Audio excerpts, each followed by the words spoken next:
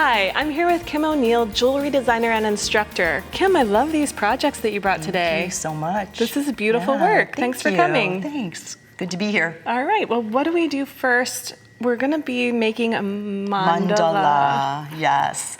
Pronounced mandal, properly in Hindu. But in America, we say mandala or mandala.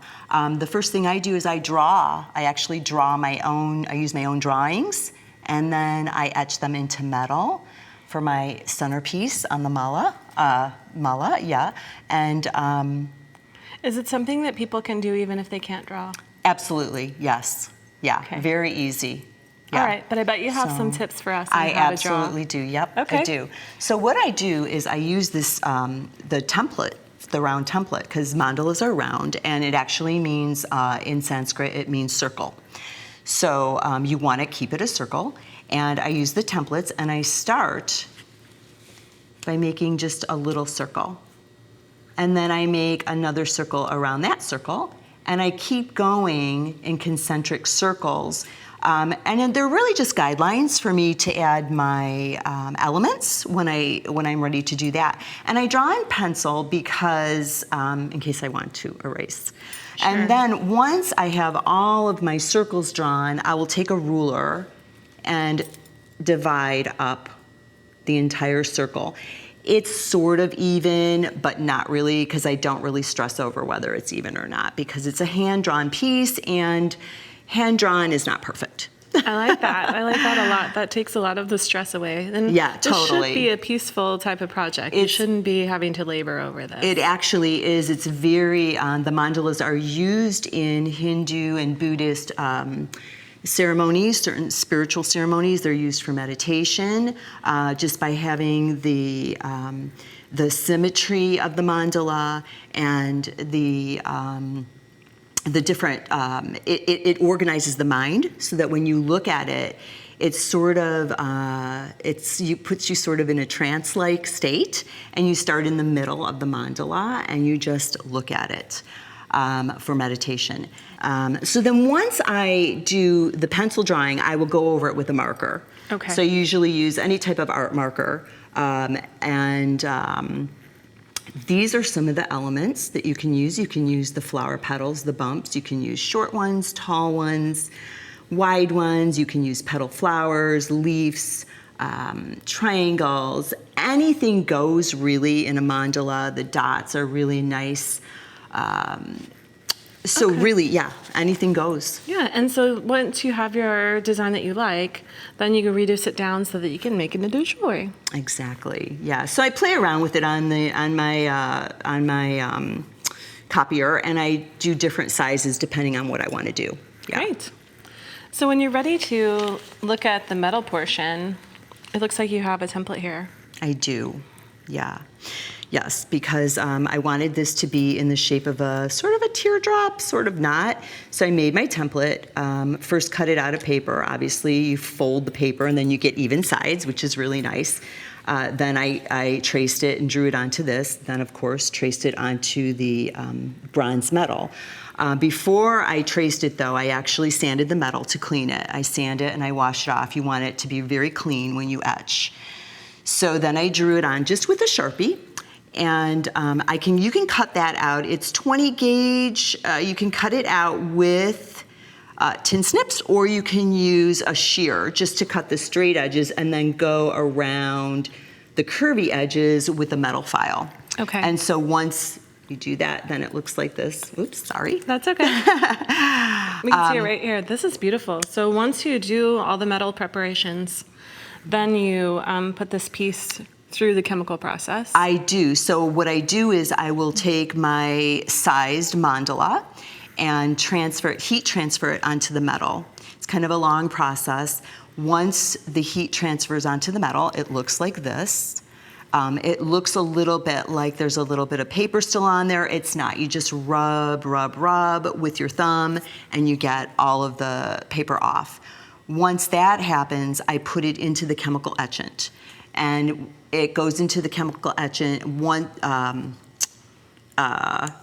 Everything that is not that does not have toner on it etches away.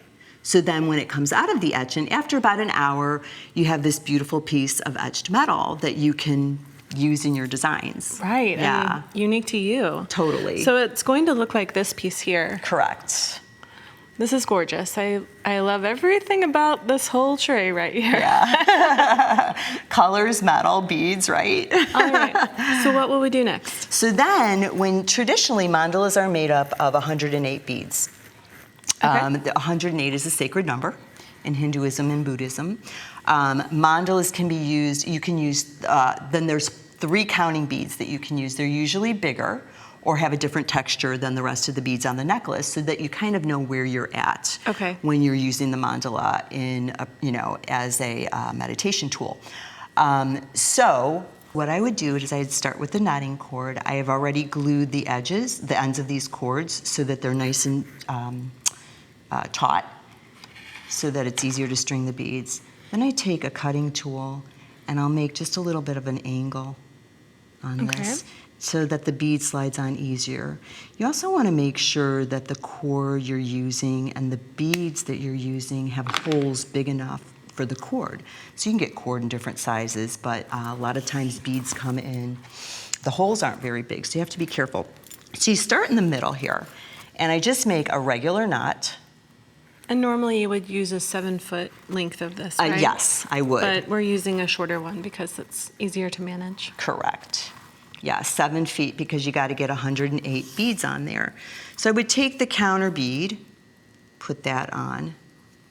It's right in the middle. You start in the middle just because it's easier. Then you make a knot, just a regular knot.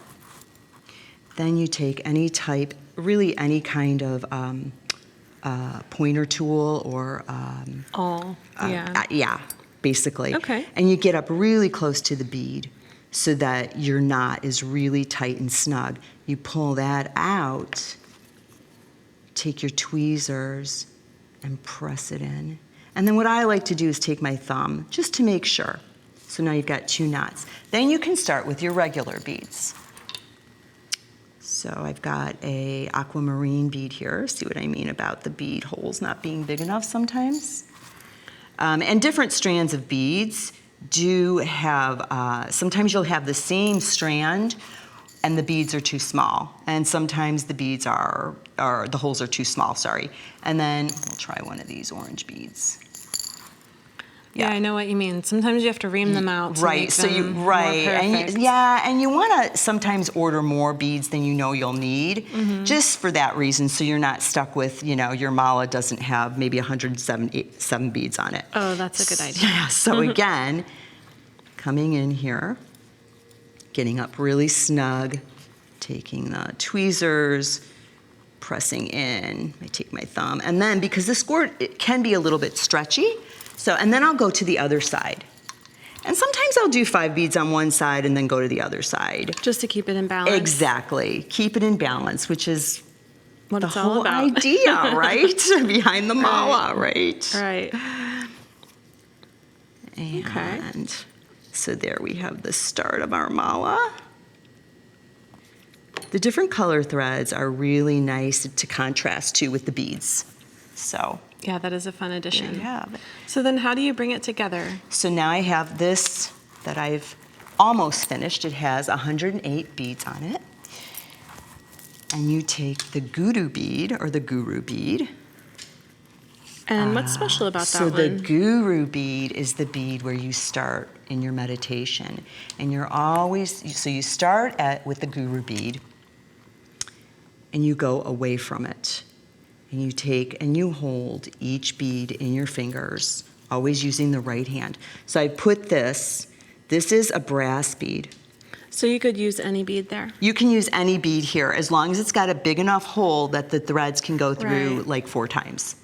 And maybe different enough that you'll notice that that's the Exactly, start. exactly, right. Then I've already drilled a hole, I've got the jump ring on there.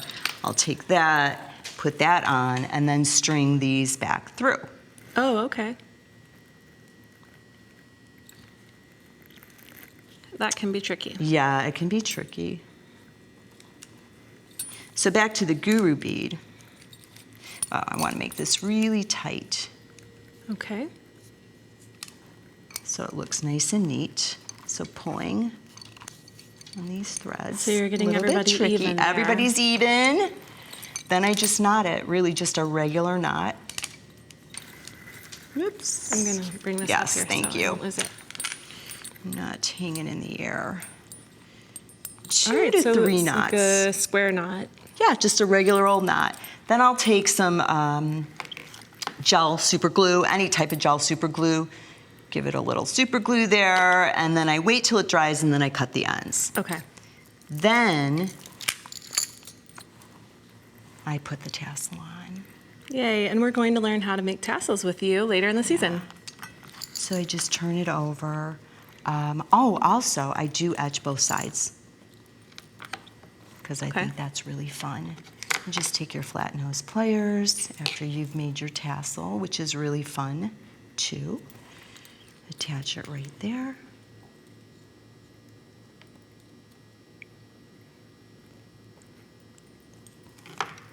And there you go. There you have your... Well, this is a beautiful necklace, but it's also a powerful meditation tool. It is. So, yeah. It's So you can use it for either or both, actually.